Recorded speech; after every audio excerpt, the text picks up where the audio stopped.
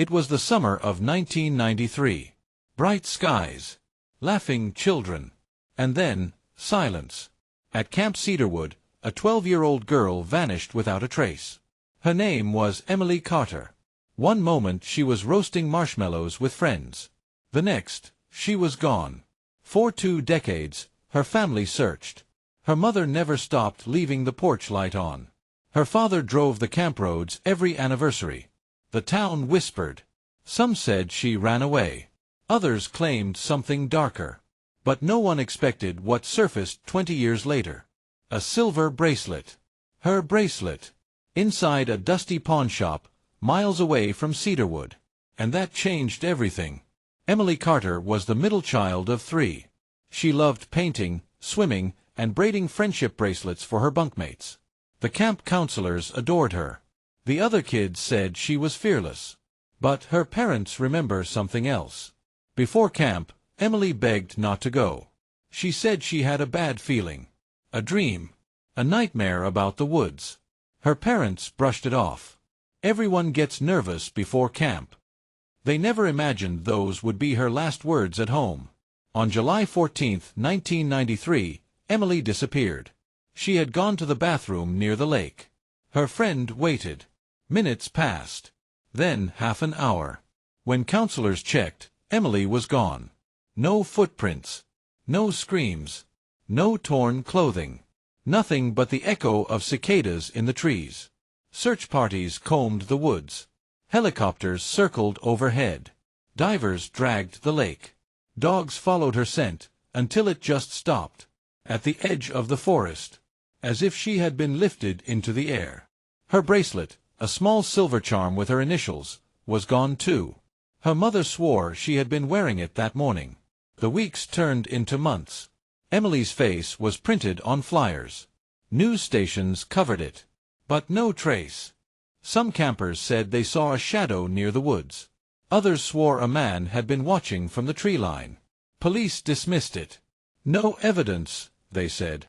Her parents pleaded. Her siblings grew up in her shadow. Birthdays passed with an empty chair at the table. Camp Cedarwood eventually shut down. The whispers never did.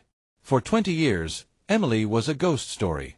Until a stranger walked into a pawn shop in a different town. And everything cracked open again. It was 2013. A young man, low on cash, placed a silver bracelet on the counter. The pawn shop owner noticed the initials. EC. Something about it seemed familiar. That night, she Googled the letters. The search results hit her like a brick. Missing girl, Emily Carter, 1993. The photo showed Emily smiling, wearing the exact bracelet. The shop owner froze. The same swirl pattern. The same initials. The same charm. She called the police. And in hours, the case everyone had forgotten came roaring back. Detectives questioned the young man. He swore he'd found the bracelet in an old box he bought at a flea market. No name. No receipt. Just a box of junk. But something was wrong. The bracelet looked new. Not 20 years old. Polished. Untarnished. Almost worn recently. Emily's parents were brought in. Her mother fainted when she saw it. Her father clutched it like it was Emily herself.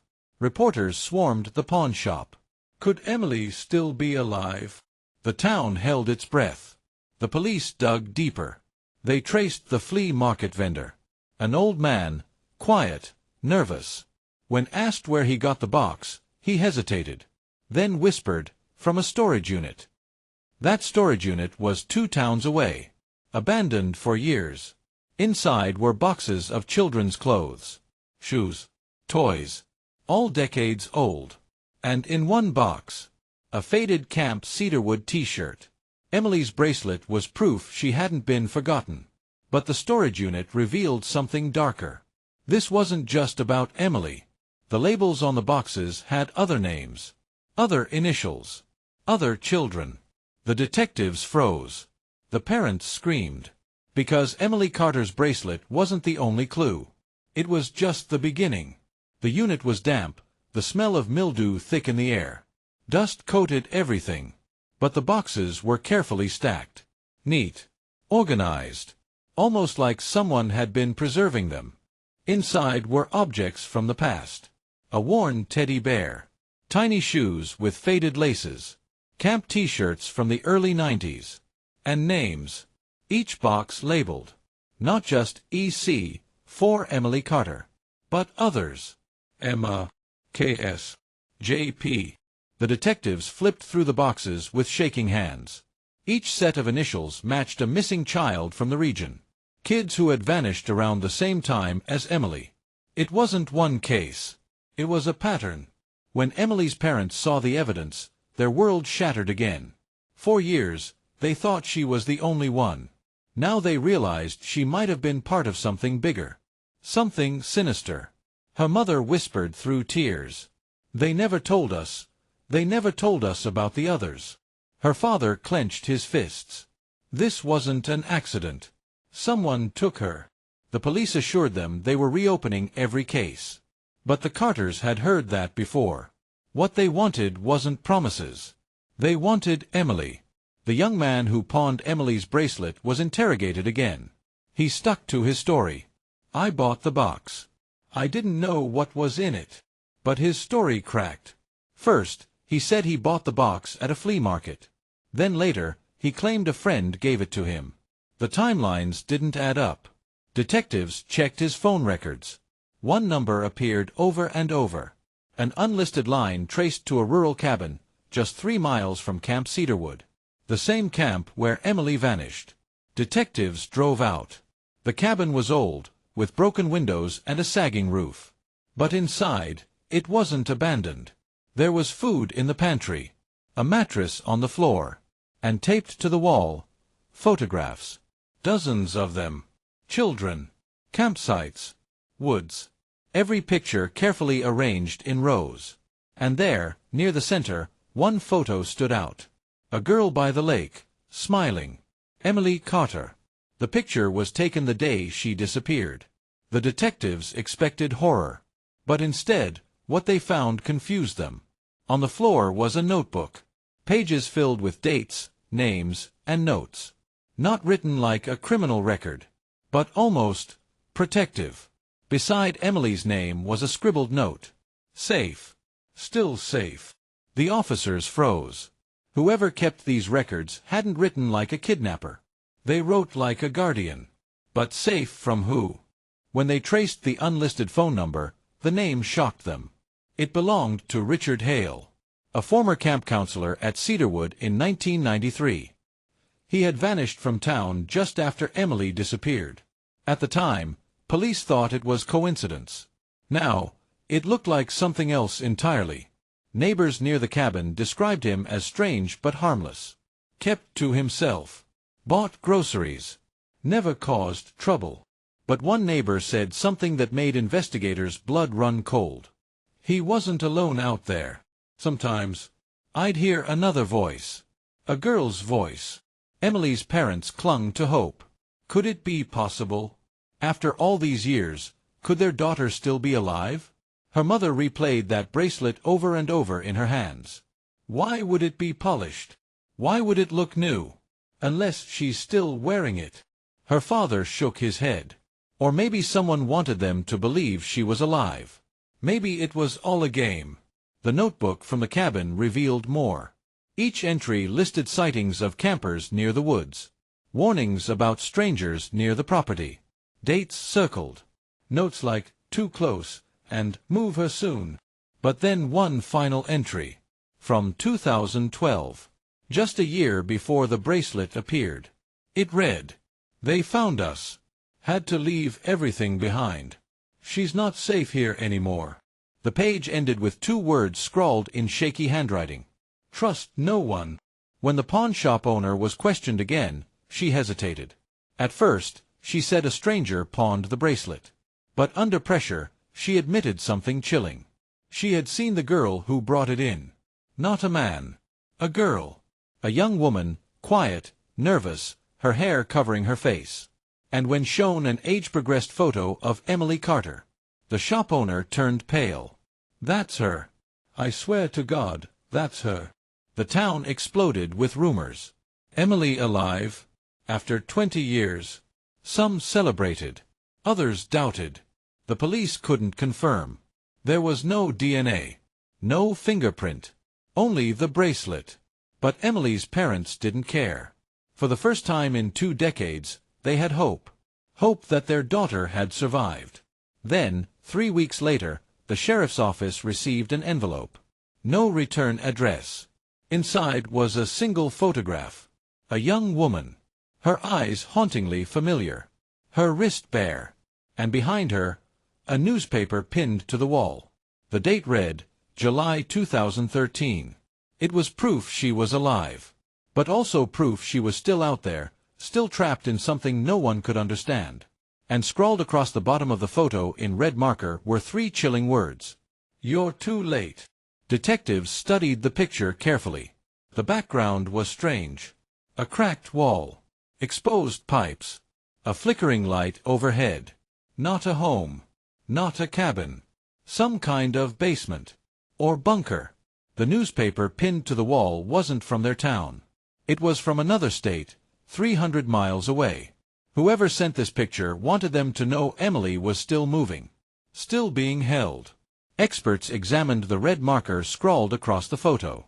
You're too late. At first, they thought it was the kidnapper taunting investigators. But handwriting analysis revealed something strange. The slant. The loops. The pressure. It matched samples from Emily's school assignments. It looked like she wrote it herself. But why would Emily send a message that made it seem hopeless? Was she warning them? Or was someone forcing her? Her mother refused to believe the words. She's alive. That's all that matters. But her father studied the photo differently. He noticed something no one else did. A scar on Emily's hand. A scar she never had before. What did they do to her? He whispered. Detectives re-examined the notebook found at Richard Hale's cabin. The counselor who vanished. The man neighbors claimed wasn't living alone. On the final page, under the words, "Trust no one," was a faint smudge. As if something had been erased. Forensic light revealed hidden letters beneath the smudge. A name. One that shocked investigators. It wasn't Richard Hale's. It was a fellow officer's. Someone still serving in the sheriff's department. The case suddenly shifted. For 2 decades, Emily's disappearance was treated like an unsolved mystery. But now it looked like someone on the inside might have helped cover it up. The officer denied everything. Claimed his name being in the notebook meant nothing. But his alibi from 1993 collapsed under scrutiny. That night, he wasn't at home like he'd claimed. He had been near Camp Cedarwood. The same night Emily vanished. When news of police involvement spread, the town turned on itself. People whispered about who could be trusted. Parents demanded answers. Former campers shared strange memories. One girl remembered being told never to wander near the maintenance shed. Another boy recalled hearing screams at night, brushed off by counselors. The camp closed years ago. But now, investigators returned. Behind the old camp, weeds grew thick around a locked shed. The wood was rotting. The hinges rusted. But when they broke it open, the air hit them hard. Damp. Moldy. And inside, carvings on the walls. Names. Dozens of them. Scratched in by hand. At the very bottom, almost hidden, was one name burned deep into the wood. Emily. And next to it, another word. Help. Some investigators believed Emily had been held there. But others weren't convinced. The handwriting inside the shed didn't match hers. It looked rushed, messy. Like someone wanted them to think she'd been there. A planted clue. A trap. 2 weeks later, another package arrived. No return address. Inside was a VHS tape. The footage was grainy. A dark room. A single chair. And a girl sitting in it. Her face hidden by shadows. Her hands trembling in her lap. Then she spoke. Her voice cracked, weak, but unmistakable. "I'm Emily Carter." The tape cut to static. Her mother broke down. "It's her. I know it's her." But her father wasn't convinced. He froze the tape on her wrist. The bracelet was missing. Why would Emily pawn her own bracelet? Why would she get rid of the one thing tying her to her family? Detectives dug deeper into the journal. The strange notes, the warnings, the scribbled lines about keeping her safe. One entry stood out now. She wanted to go home. I couldn't let her. The handwriting matched Richard Hale's. But some of the later entries looked different. Another person had written them. Two people had been keeping the journal. One, the supposed protector. The other, unknown. Just when the investigation seemed at its breaking point, a new lead emerged. Detectives tracked down the pawnshop security footage from the day the bracelet was sold. The grainy video showed the girl clearly. She looked older, thinner, but her features were sharp. It was Emily. But just as she handed the bracelet to the shop owner, someone else entered the frame. A tall figure, wearing a hood, standing just a few steps behind her. And before Emily left the shop, she turned her head slightly.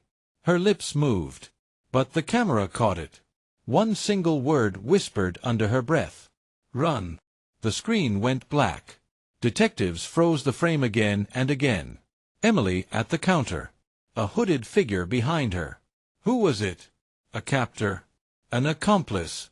Or someone protecting her? But one detail went unnoticed by most. On the hooded figure's wrist was a bracelet too. Not Emily's. Different.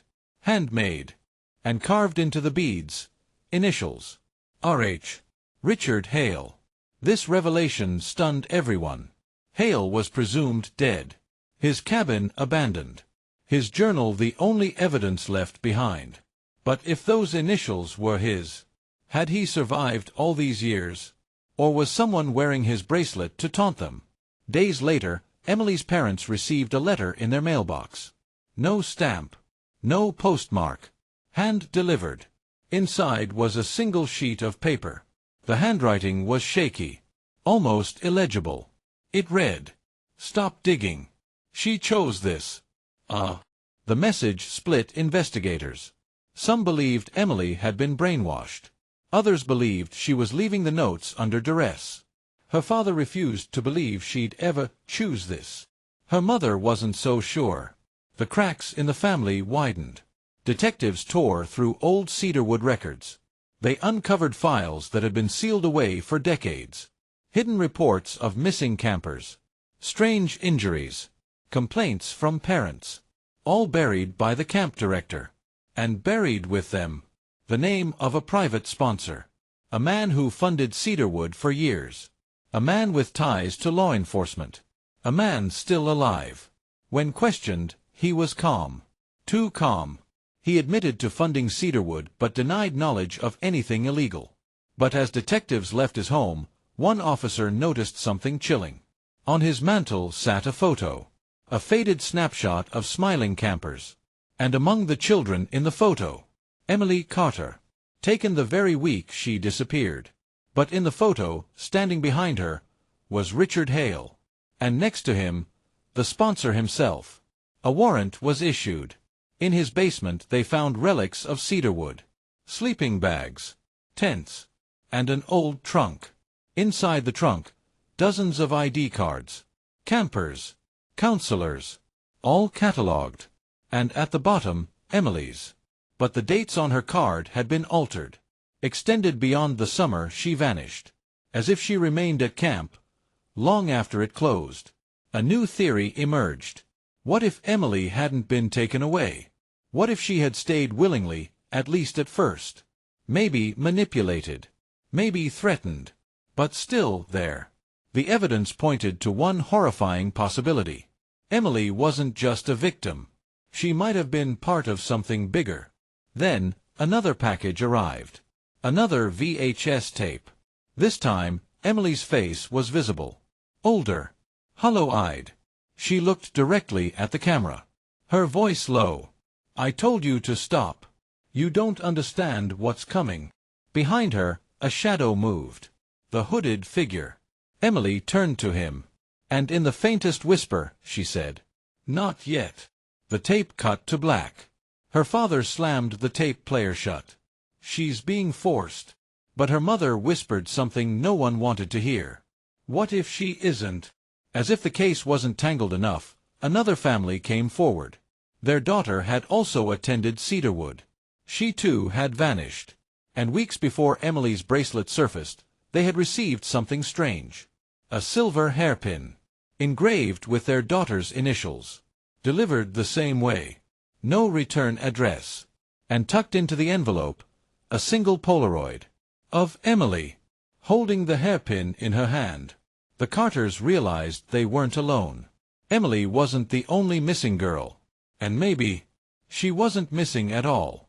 Detectives combed through the second tape again, frame by frame.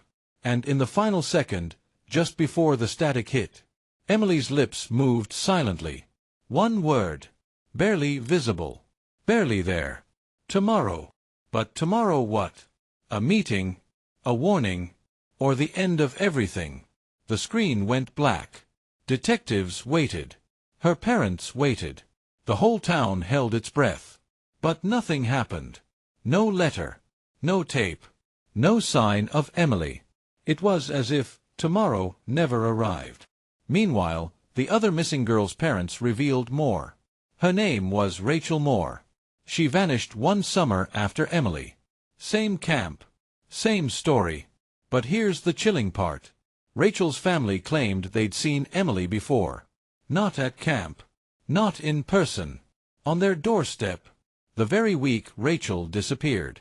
She came to the door, smiling, as if nothing was wrong, and then walked away with Richard Hale. If true, Emily wasn't trapped. She wasn't hidden.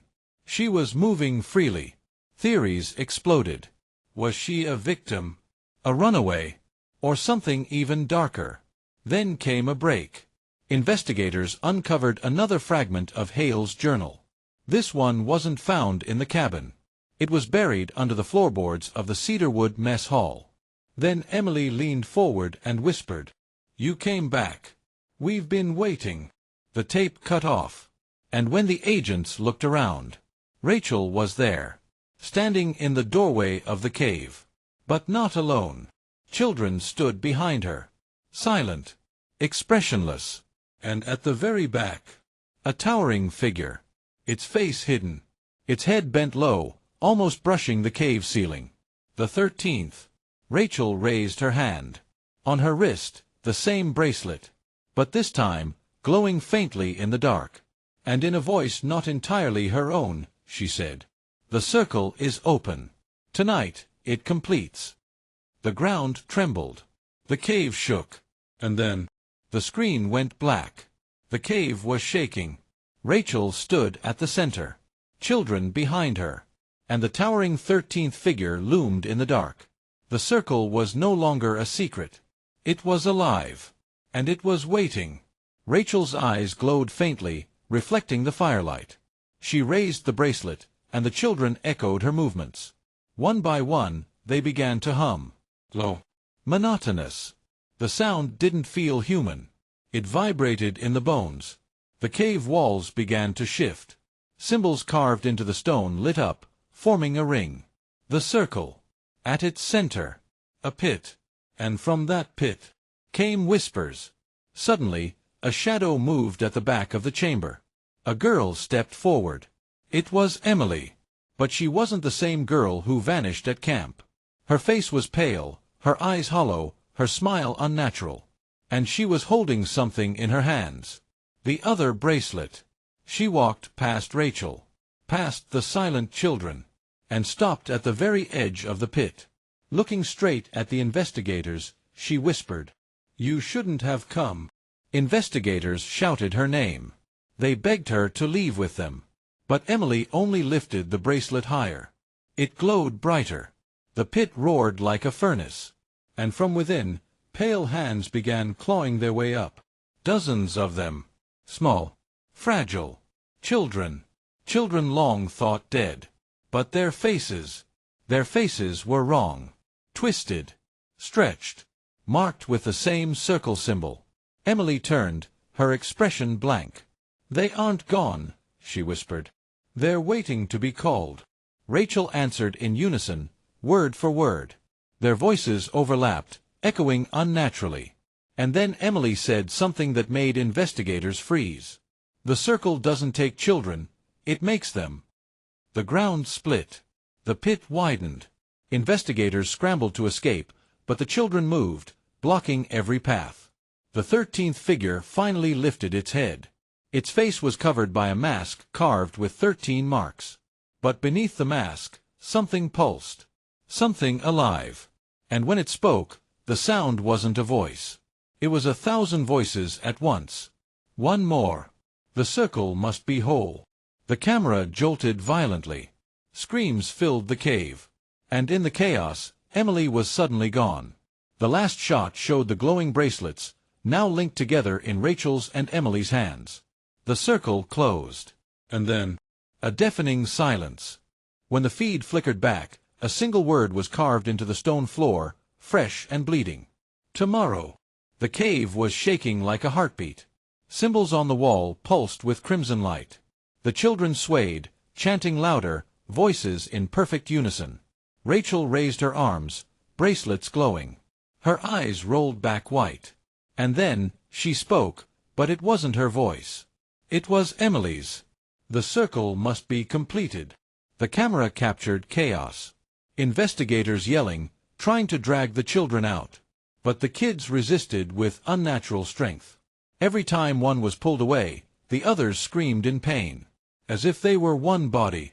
Then came the sound. A deep, bone-cracking rumble. From the pit, a shape began to emerge. Not a child. Not a person. Something else. A massive figure clawed its way out. Skin pale as stone. Limbs too long, too sharp. Its face, a hollow void, but burning with 13 glowing marks. The 13th figure had taken form. The circle was alive. And it turned its head slowly toward the investigators. Suddenly, a hand reached up from the pit. Small. Fragile. It was Emily again. But this time, she wasn't the hollow-eyed girl. She was screaming. Terrified. Human. The investigators rushed forward, trying to grab her. But Rachel's voice cut through the chamber like a blade. She is not yours to save. Emily's body was pulled upward by unseen hands. Her wrists bled where the bracelet cut deep. She looked at the investigators, tears streaming, and she whispered something that froze them all. It wasn't me who disappeared. It was her. Her eyes flicked toward Rachel. Then the entity roared, drowning out her words.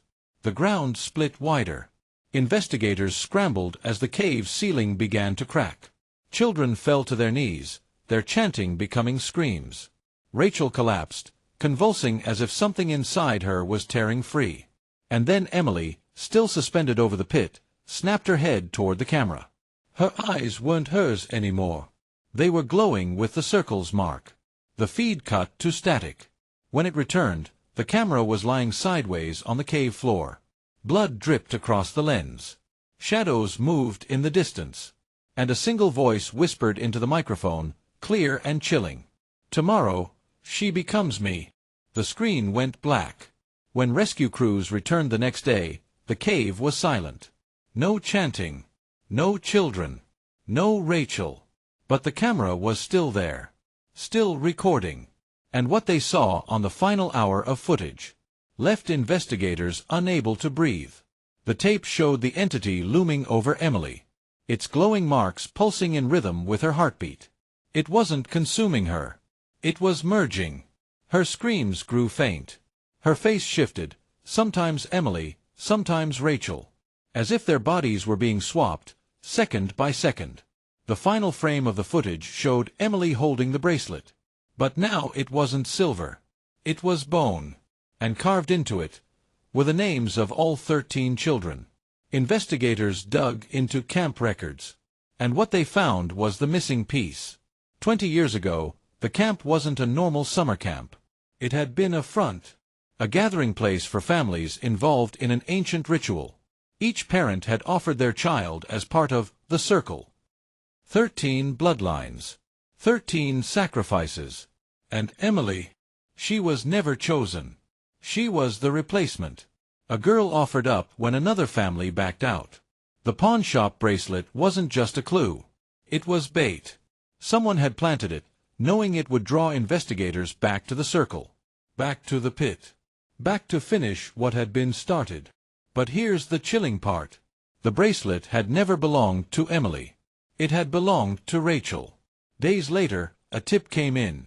A man claimed he'd seen a girl, barefoot, wild-eyed, wandering near the old campgrounds, clutching a bone bracelet. The team rushed out. And there she was. Emily. Or what looked like her. But when they called her name, she didn't respond. She only raised her arm, showing the bracelet, and whispered, "One more." The lead investigator felt his blood run cold.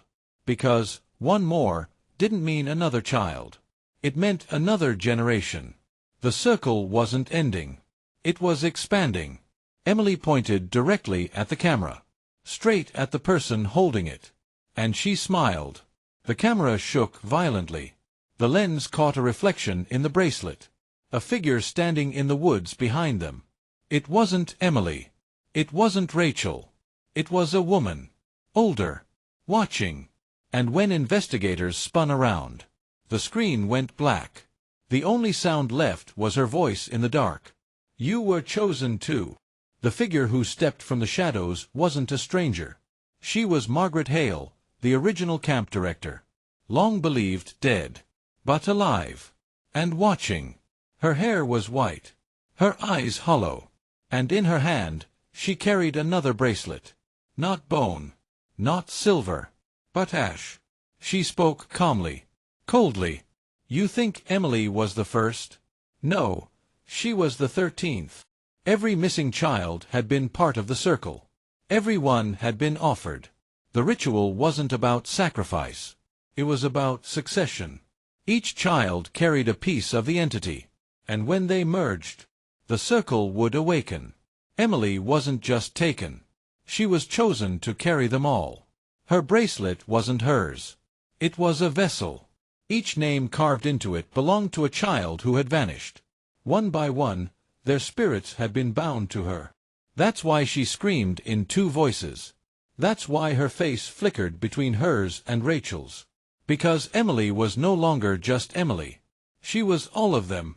The investigators realized the truth too late. By exposing the camp. By digging into the past. They hadn't destroyed the circle. They had completed it. The pawnshop bracelet wasn't bait. It was the final offering. The spark that awakened everything. And now Emily wasn't missing. She was everywhere.